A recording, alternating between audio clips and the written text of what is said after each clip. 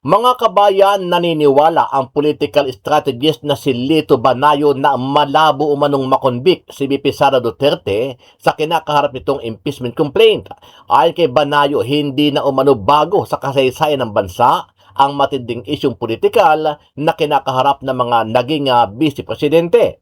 Iginiit ng dating administrator ng National Food Authority na mananatiling malakas ang Duterte branding lalo na sa Visayas at Mindanao. Dahil dito sa tingin niya ay mahihirapan ang mga nagsusulong ng impeachment na makakuha ng sapat na suporta upang makonvict ang Vice Presidente kung sakaling umabot sa Senado ang naturang impeachment trial.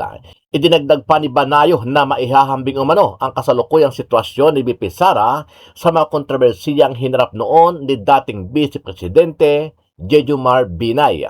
Kahapon sa isang press conference, sinabi ni dating Congressman Mike Defensor na masyadong halata ang pag-atake ng Kamara at Senado para pabagsakin si VP Sara Duterte. Sa pinag-uusapan natin korupsyon ngayon, isang delivery lang ng pondo.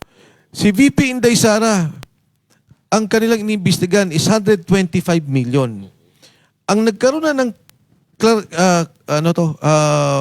liquidation ay 50 million. So 75 na lang million ang natitira. Hindi yun ang nakaw, yun yung pondong kailangan i-liquidate. Ito bilyon-bilyon ang pinag-uusapan eh. Isang delivery pa lang. Iba-ibang delivery to. May kay speaker, may kay Martin, may senador, may congressman. So, parang bakit nagtataka na parang ayaw nilang pagtunan ng panahon itong totoong problema ng korupsyon.